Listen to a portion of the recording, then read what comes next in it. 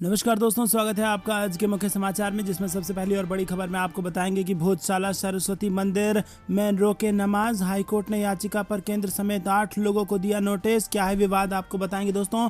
दूसरी बड़ी खबर में जिक्र होगा कि कानपुर देहात में अवैध तरीके से शराब बेचते भाजपा मंडल अध्यक्ष का पुत्र गिरफ्तार, ज्यादा पैसे लेने पर हुआ था विवाद। तीसरी बड़ी खबर में जिक्र होगा कि जोधपुर और भीलवाड़ा के बाद हनुमानगढ़ में सांप्रदायिक तनाव, छेड़छाड़ से रोकने पर बवाल। चौथी बड़ी खबर में आपको बताएंगे कि राहुल गांधी को अध्यक्ष बनाने के मूड में नेता, चिंतन शिविर में उठाएंगे ये मांग। और पांचवी बड़ी खबर में जिक्र होगा कि तेजस्वी यादव की पदयात्रा के विरोध में नहीं जेडीयू, भाजपा ने मुंगेरी लाल के सपने बताकर कसा तंज। दोस्तों, हर एक खबर की गहराई में आपको ले जाएंगे, लेकिन उससे पहले अगर आप भी देश में बिगड़ते माहौल के लिए भाजपा को जिम्मेदार मानते हैं तो वीडियो को लाइक कीजिए, और अगर चैनल पर नए हैं तो लाल बटन को दबा के चैनल को सब्सक्राइब करके घंटी बजाकर कमेंट में लिखिए जय हिंद। दोस्तों, रुक करते हैं सबसे पहली और बड़ी खबर की तरफ। भोजशाला सरस्वती मंदिर में रोके नमाज, हाईकोर्ट ने याचिका पर केंद्र समेत 8 लोगों को दिया नोटिस। और क्या है विवाद, ये आपको बता दें दोस्तों। पूरे देश में ताजमहल और ज्ञानव्यापी मस्जिद का मुद्दा गरमाया हुआ है। यह अभी ठंडा भी नहीं हुआ था कि धार में भोजशाला के विवाद कोर्ट के दरवाजे पर पहुंच गया है। एमपी हाई कोर्ट की इंदौर पीठ ने इस याचिका को स्वीकार कर लिया है। याचिकाकर्ता ने कहा कि भोजशाला सरस्वती मंदिर है, यहां मुस्लिमों को नमाज पढ़ने से रोके। हाई कोर्ट की इंदौर पीठ ने याचिका स्वीकार कर 8 लोगों को नोटिस जारी किया है, और इसमें केंद्र सरकार भी शामिल है। दरअसल धार स्थित भोजशाला का विवाद लंबे समय से चला आ रहा है, मगर हर सरस्वती पूजा के अवसर पर दोनों समुदाय के लोग सांप्रदायिक सौहार्द की शानदार मिसाल पेश करते हैं। एक तरफ मां सरस्वती की पूजा होती है तो दूसरी तरफ अजान होती है। दोनों धर्म के लोगों एक दूसरे की मदद करते हैं, और इसी बीच एक हिंदू संगठन ने हाई कोर्ट की इंदौर पीठ में एक याचिका दायर की है, और इसे हाई कोर्ट ने स्वीकार कर लिया है। दोस्तों, रुक करते हैं अगली बड़ी खबर की तरफ। कानपुर देहात में अवैध तरीके से शराब बेचते भाजपा मंडल अध्यक्ष का पुत्र गिरफ्तार, ज्यादा पैसे लेने पर हुआ था विवाद। जी हाँ दोस्तों, रसूलाबाद में भाजपा मंडल अध्यक्ष पुत्र को बारात में अवैध देसी शराब बेचते पुलिस ने गिरफ्तार कर लिया। उसका अधिक दाम में शराब बेचने को लेकर ग्रामीणों से विवाद हुआ था, जिसके बाद शिकायत कर पुलिस को अवैध शराब बिक्री की जानकारी और कार्रवाई करते हुए उसे गिरफ्तार कर लिया है। वहीं रसूलाबाद थाना क्षेत्र में खपरेमऊ गांव में एक किसान के यहां बारात आई हुई थी, जहां बुधवार रात बारातियों को भाजपा मंडल अध्यक्ष राम महेंद्र वर्मा के बेटे अनिल कुमार 100 रुपए में शराब बेच रहा था। इसको लेकर बारातियों से विवाद भी हुआ, और इसके बाद थाने में इसकी शिकायत की गई, और देर रात पुलिस पहुंची और एक पेटी शराब संग अनिल को पकड़ लिया गया। दोस्तों, रुक करते हैं अगली बड़ी खबर की तरफ, जिसमें आपको बता दें कि जोधपुर और भीलवाड़ा के बाद हनुमानगढ़ में सांप्रदायिक तनाव, छेड़छाड़ से रोकने पर बवाल। जी हाँ दोस्तों, राजस्थान के हनुमानगढ़ जिले के नौहर शहर में 2 समुदायों में झड़प के बाद इलाके में तनाव बढ़ गया है। इस झड़प में विश्व हिंदू परिषद के ब्लॉक अध्यक्ष सतवीर सहारन घायल भी हुए हैं। तनाव के बाद जिला प्रशासन ने हनुमानगढ़ जिले के नौहर समेत 2 अन्य शहरों में इंटरनेट सेवाओं को बंद कर दिया गया है। वहीं पुलिस ने बताया कि सहारन को चोट आई है और उन्हें इलाज के लिए जिला अस्पताल रेफर किया गया है। नौहर के एडिशनल एसपी सुरेश जांगीर ने कहा कि 2 समूह के बीच मामूली झड़प हुई, जिसमें एक व्यक्ति सतवीर घायल हो गया और उसे अस्पताल ले जाया गया। दोस्तों, रुक करते हैं अगली बड़ी खबर की तरफ। राहुल गांधी को अध्यक्ष बनाने के मूड में नेता, चिंतन शिविर में उठाएंगे मांग। जी हाँ दोस्तों, कांग्रेस के चिंतन शिविर में 2024 चुनाव की तैयारियों और संगठन में सुधार जैसे मुद्दे मुख्य रूप से चर्चा का हिस्सा हो सकते हैं, लेकिन पार्टी के अध्यक्ष पद को लेकर भी बड़े मंथन की संभावना है। खबर है कि पार्टी के वरिष्ठ नेताओं ने राहुल गांधी को कमान सौंपने की मांग की है। साथ ही ये भी कहा जा रहा है कि खुद राहुल गांधी पद पर विचार करने को लेकर तैयार नजर आ रहे हैं। समाचार एजेंसी एएनआई के मुताबिक 14 मार्च को हुई कांग्रेस वर्किंग कमेटी की बैठक में बड़े नेताओं ने मांग की थी कि राहुल गांधी को अध्यक्ष बनाना चाहिए। एजेंसी ने सूत्रों के हवाले से लिखा था कि पार्टी के वरिष्ठ नेता अधीर रंजन चौधरी ने वायनाड सांसद से कहा है कि उन्हें अध्यक्ष पद स्वीकार कर लेना चाहिए। एजेंसी के अनुसार सूत्रों ने जानकारी दी कि राहुल पद पर विचार करने के लिए तैयार हैं। इसके बाद अगस्त सितंबर में अध्यक्ष के लिए चुनाव कराने का प्रस्ताव बैठक में आया। हालांकि ये फैसला किया गया कि जारी प्रक्रिया को पहले नहीं किया जा सकता। दोस्तों, रुक करते हैं अगली बड़ी खबर की तरफ, जिसमें आपको बता दें कि जातीय जनगणना को लेकर तेजस्वी यादव की पदयात्रा के विरोध में नहीं है जेडीयू, भाजपा ने मुंगेरी लाल के सपने बताकर कसा तंज। जी हां दोस्तों, आपको बता दें कि बिहार से ये बड़ी खबर जातिगत जनगणना को लेकर आ रही है। बिहार में सियासत इसको लेकर गरमाई हुई है और नेता प्रतिपक्ष तेजस्वी यादव ने बिहार से दिल्ली तक पदयात्रा की बात कही तो सियासी बयानबाजी भी तेज हो गई। जेडीयू के राष्ट्रीय अध्यक्ष ललन सिंह ने कहा कि इस पदयात्रा का विरोध नहीं किया जाएगा। वहीं भाजपा के बिहार प्रदेश अध्यक्ष ने तेजस्वी के इस प्रयास को मुंगेरी लाल के हसीन सपने बताकर तंज भी कसा। भाजपा प्रदेश कार्यालय में बुधवार को मिलन समारोह में बेतिया जिला परिषद की पूर्व अध्यक्ष रेणु देवी समेत कई समर्थकों ने पार्टी की सदस्यता ग्रहण की और इस मौके पर प्रदेश अध्यक्ष डॉक्टर संजय जायसवाल ने नेता प्रतिपक्ष तेजस्वी यादव पर निशाना साधते हुए कहा कि वो मुंगेरी लाल के सपने देख रहे हैं। जहां तक उनके पदयात्रा करने का सवाल है तो अगर वो पैदल चलेंगे तो स्वास्थ्य अच्छा रहेगा। केंद्र की जनगणना पर भाजपा का मानना है कि हमारी प्राथमिकता गरीब है। केंद्र सरकार गरीबों के लिए योजना चलाती है। दोस्तों रुक करते हैं अगली बड़ी खबर की तरफ। ताजमहल विवाद में हाईकोर्ट ने याचिकाकर्ता को लगाई फटकार, कहा विषय पर पहले रिसर्च करें, कोई रोके तो हमारे पास आए। जी हां दोस्तों, आपको बता दें कि ताजमहल के बंद कमरों को खोलने की गुजारिश वाली याचिका पर हाईकोर्ट की लखनऊ पीठ में बृहस्पतिवार को सुनवाई हुई। सुनवाई के दौरान कोर्ट ने याचिकाकर्ता को फटकार लगाई और कहा कि जनहित याचिका की प्रणाली का दुरुपयोग न करें, अपने विषय पर पहले सही से रिसर्च करें। और कोर्ट ने यह भी कहा कि किसी भी विश्वविद्यालय में अपना नामांकन कराएं। यदि कोई विश्वविद्यालय आपको ऐसे विषय पर शोध करने से मना करता है तो हमारे पास आए। दरअसल दोस्तों आपको बता दें कि ये याचिका अयोध्या के भाजपा नेता डॉक्टर रजनीश सिंह ने दायर की। याचिका में इतिहासकार पीएन ओक की किताब ताजमहल का हवाला देते हुए दावा किया गया है कि ताजमहल वास्तव में तेजो महल है, जिसका निर्माण 1212 ईस्वी में राजा परमर्दी देव ने कराया है। और याचिका में ये भी दावा किया गया है कि माना जाता है कि ताजमहल के बंद दरवाजों के भीतर भगवान शिव का मंदिर है। दोस्तों रुक करते हैं अगली बड़ी खबर की तरफ, जो कि मध्य प्रदेश पंचायत चुनाव से जुड़ी आ रही है। निर्वाचन आयुक्त का दावा, हर हाल में जून में होंगे चुनाव। मंत्री बोले सरकार रिव्यू पिटीशन दाखिल करेगी। जहां दोस्तों आपको बता दें कि मध्य प्रदेश के राज्य निर्वाचन आयुक्त बसंत प्रताप सिंह ने कहा है कि हर हालत में पंचायत और नगरीय निकाय चुनाव जून में ही होंगे। वहीं आयोग की पूरी तैयारी है, सभी कलेक्टर्स को निर्देश दे दिए गए हैं। मध्य प्रदेश में सुप्रीम कोर्ट के बिना ओबीसी आरक्षण के चुनाव कराने के फैसले के बाद राजनीति गर्मा गई है। बीजेपी और कांग्रेस के नेता ओबीसी आरक्षण खत्म होने पर एक दूसरे पर आरोप प्रत्यारोप लगा रहे हैं। सुप्रीम कोर्ट के फैसले के बाद बुधवार को राज्य निर्वाचन आयोग ने बड़ी बैठक की। इस बैठक के बाद राज्य निर्वाचन आयुक्त बसंत प्रताप सिंह ने कहा कि नगरीय निकाय चुनाव के लिए आयोग तैयार है। 12 जून तक एक चुनाव कराया जाएगा और 30 जून तक दोनों चुनाव कराए जाएंगे। दोस्तों रुक करते हैं अगली बड़ी खबर की तरफ।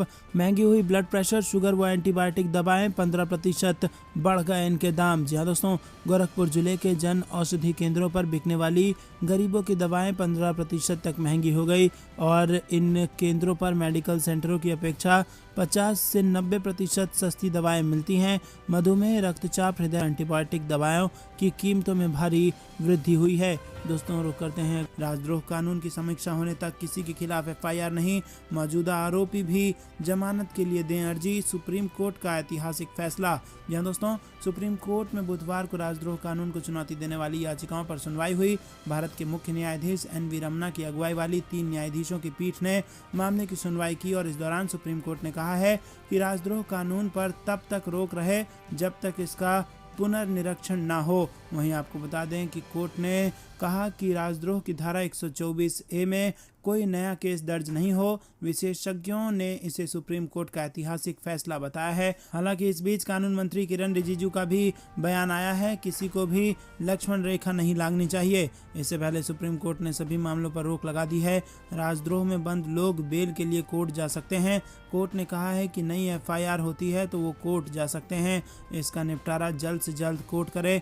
चीफ जस्टिस ने कहा है कि केंद्र सरकार कानून पर पुनर्विचार करेगी। सुप्रीम कोर्ट ने कहा कि कोई भी प्रभावित पक्ष संबंधित अदालतों से संपर्क करने के लिए स्वतंत्र है।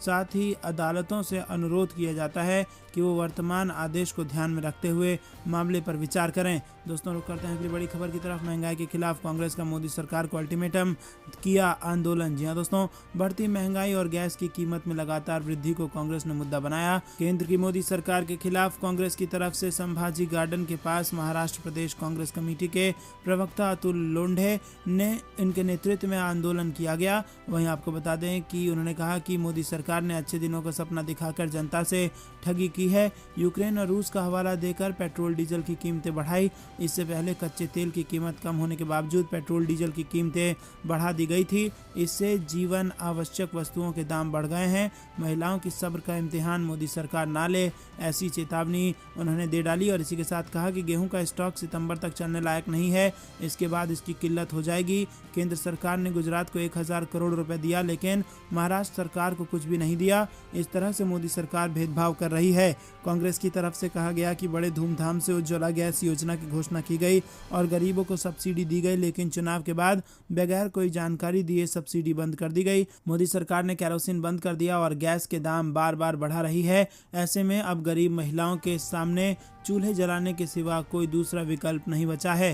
दोस्तों रुक करते हैं अगली बड़ी खबर की तरफ। सच बोलना देशभक्ति है, देशद्रोह नहीं। राजद्रोह कानून पर रोक के बाद राहुल गांधी ने केंद्र पर साधा निशाना। जी हां दोस्तों, सुप्रीम कोर्ट ने राजद्रोह कानून के इस्तेमाल पर बुधवार को रोक लगा दी है। कोर्ट के इस फैसले के बाद कांग्रेस नेता राहुल गांधी ने केंद्र सरकार पर निशाना साधा है। राहुल गांधी ने कहा कि सच बोलना देशभक्ति है, देशद्रोह नहीं। राहुल गांधी ने राजद्रोह कानून पर रोक से संबंधित खबर को शेयर करते हुए ट्वीट किया और कहा कि ये जो सच बोलना है ये देशभक्ति है, देशद्रोह नहीं है। सच कहना देश प्रेम है, देशद्रोह नहीं है। ये सच सुनना राजधर्म है, सच कुचलना राजहट है, डरो मत। सुप्रीम कोर्ट ने राजद्रोह कानून यानी 124A के इस्तेमाल पर रोक लगाते हुए कहा कि पुनर्विचार तक इस कानून के तहत नया मामला दर्ज ना किया जाए। केंद्र इसे लेकर राज्यों को निर्देश जारी करेगी। कोर्ट ने कहा इस कानून के तहत जो मामले लंबित हैं उन पर यथास्थिति रखी जाए और साथ ही कोर्ट ने कहा है कि जिनके खिलाफ राजद्रोह के आरोप में मुकदमे चल रहे हैं वो इसी आरोप में जेल में बंद हैं, वो जमानत के लिए अदालतों में अर्जी दाखिल कर सकते हैं। अब इस मामले की सुनवाई जुलाई के तीसरे हफ्ते में होगी। दोस्तों रुक करते हैं अगली बड़ी खबर की तरफ। गुजरात में जुआ खेलते पकड़े गए थे बीजेपी विधायक, कोर्ट ने सुनाई 2 साल की सजा। जी हाँ दोस्तों, गुजरात के खेड़ा जिले में हलोल कोर्ट ने मातर के बीजेपी विधायक केसरी सिंह सोलंकी को 2 साल की जेल की सजा सुनाई है। हलोल सेशन कोर्ट ने विधायक को सजा के साथ साथ 4000 रुपए का जुर्माना भी लगाया है। मातर के विधायक केसरी सिंह हलोल के फार्म हाउस पर जुआ खेलते हुए वो पकड़े गए थे। विधायक केसरी सिंह के साथ 23 लोगों के खिलाफ पुलिस ने मामला दर्ज किया था। 1 साल पुराने इस मामले में हलोल सेशन कोर्ट के जरिए फैसला सुनाया गया और कोर्ट में जो 22 आरोपी हाजिर थे उन सभी को 2 साल की कैद की सजा और 4000 जुर्माना लगाया गया है। रुक करते हैं अगली बड़ी खबर की तरफ। राजस्थान और गुजरात की 55 सीटों को साधने की रणनीति, आदिवासियों को रिझाने की कोशिश। जी हाँ दोस्तों, राजस्थान के उदयपुर में शुक्रवार से कांग्रेस का 3 दिवसीय चिंतन शिविर शुरू हो गया है और चिंतन शिविर के बाद 16 मई को कांग्रेस अध्यक्ष सोनिया गांधी, पूर्व अध्यक्ष राहुल गांधी और महासचिव प्रियंका गांधी राजस्थान एवं गुजरात के आदिवासियों के प्रमुख धार्मिक स्थल बेणेश्वर धाम में रैली को संबोधित करेंगे। रैली में 5 लाख लोगों की भीड़ जुटने का लक्ष्य रखा गया है और इस मौके पर सोनिया गांधी 132 करोड़ की लागत से बनने वाली पुलिया का शिलान्यास भी करेंगी। दोस्तों रुक करते हैं अगली बड़ी खबर की तरफ। पूर्वांचल एक्सप्रेसवे को लेकर सपा का बड़ा आरोप, कहा 5 महीने में ही हुए गड्ढे, खुल गई योगी सरकार की भ्रष्टाचार की पोल। जी हाँ दोस्तों, उत्तर प्रदेश में समाजवादी पार्टी सत्तारूढ़ बीजेपी सरकार पर हमलावर है और किसी न किसी मुद्दे को लेकर लगातार हमला बोल रही है।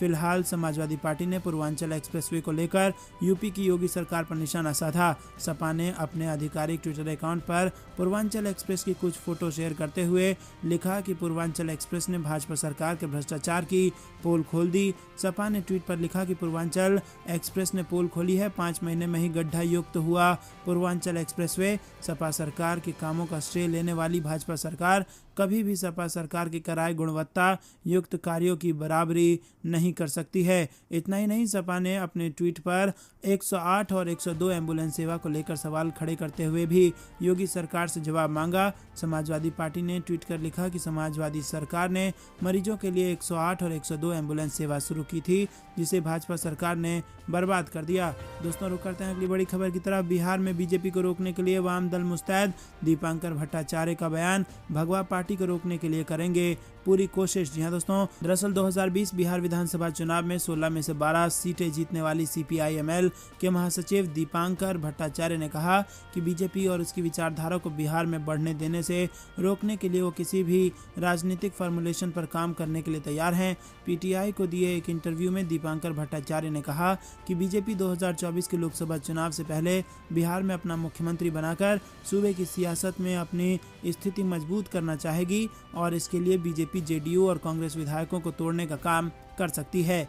वाम नेता दीपांकर भट्टाचार्य ने कहा कि बीजेपी ने सरकार बनाने के लिए पहले भी ऐसा किया है और उनका ये इतिहास रहा है। सरकार बनाने के लिए दूसरी पार्टियों को तोड़ने का काम बीजेपी करती रही है। दोस्तों, रुक करते हैं अगली बड़ी खबर की तरफ, जो कि पश्चिम बंगाल से जुड़ी आ रही है, जहां पर असम में बोले TMC नेता अभिषेक बनर्जी बीजेपी की सरकार को उखाड़ फेंक देंगे। लोकसभा चुनाव को लेकर भी किया बड़ा दावा। तृणमूल कांग्रेस के राष्ट्रीय महासचिव अभिषेक बनर्जी असम दौरे पर हैं, जहां गुवाहाटी में उन्होंने पार्टी नेताओं और कार्यकर्ताओं को संबोधित किया। इस दौरान उन्होंने मौजूदा बीजेपी सरकार पर जमकर निशाना साधा। अभिषेक बनर्जी ने कहा कि हम असम में आए हैं और बीजेपी की सरकार यहां से उखाड़ फेंक देंगे। वहीं अभिषेक बनर्जी ने पार्टी कार्यकर्ताओं के बीच कहा कि हम सब कांग्रेस छोड़कर आए हैं। क्यों आए हैं? अगर आपको बीजेपी के साथ लड़ना है तो ट्विटर फेसबुक पर नहीं, जमीन पर लड़ना होगा, सड़क पर लड़ाई लड़नी होगी। TMC और कांग्रेस में ये फर्क है कि पिछले 8 साल से कांग्रेस बीजेपी के सामने हार रही है और TMC बीजेपी को हरा रही है। अगले 2 साल में हर बूथ पर TMC का कार्यकर्ता होगा और बीजेपी को हरा देंगे। TMC नेता ने दावा किया कि 2024 लोकसभा चुनाव में 14 सीटों में से 10 सीटें TMC को मिलेंगी। दोस्तों, रुक करते हैं अगली बड़ी खबर की तरफ। आजम खान को लेकर बोले अखिलेश यादव, जेल से नहीं निकलने देना चाहती सरकार, न्याय की है उम्मीद। जी हां दोस्तों, आपको बता दें आजम खान को हाई कोर्ट से जमानत मिलने के बाद भी फिलहाल रिहा नहीं किया गया है। उनके खिलाफ एक नया मुकदमा भी दर्ज हुआ है, जिससे आजम खान की मुश्किलें बढ़ सकती हैं। अब उनकी पार्टी सपा के प्रमुख अखिलेश यादव ने उम्मीद जताई है कि आजम खान जल्द से जल्द जेल से बाहर होंगे।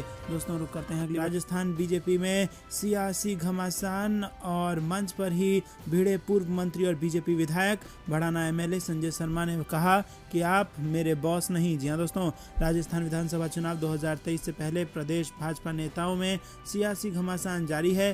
पूर्व मंत्री हेम सिंह भड़ाना और अलवर शहर विधायक संजय शर्मा के बीच खटपट का वीडियो सोशल मीडिया पर तेजी से वायरल हो रहा है। दोनों नेताओं के बीच तीखी नोकझोंक वाला ये वीडियो पिछले दिनों अलवर में आयोजित बीजेपी के जन हुक्का रैली का बताया जा रहा है। दोनों नेताओं के बीच मंच पर बोलने को लेकर विवाद हो गया।